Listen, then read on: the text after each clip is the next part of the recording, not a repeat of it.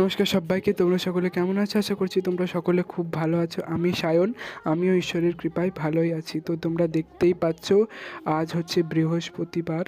তো এই যে পুজো দিয়েছি দেখো, প্রথমে নারায়ণের পুজো দেব।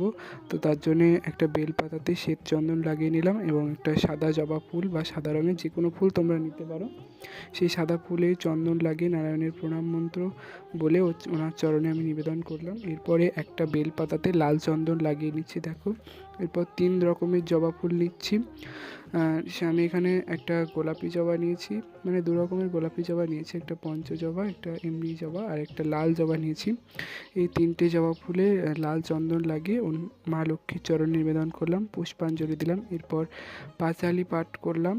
তারপর পাঁচালি পাঠ করে দূর্বা হাতে নিয়ে করেছিলাম, সেই দূর্বাটায় লাল চন্দন লাগিয়েছিলাম, সেটাও মায়ের চরণে নিবেদন করলাম। তো তোমরা দেখো কেমন হয়েছে।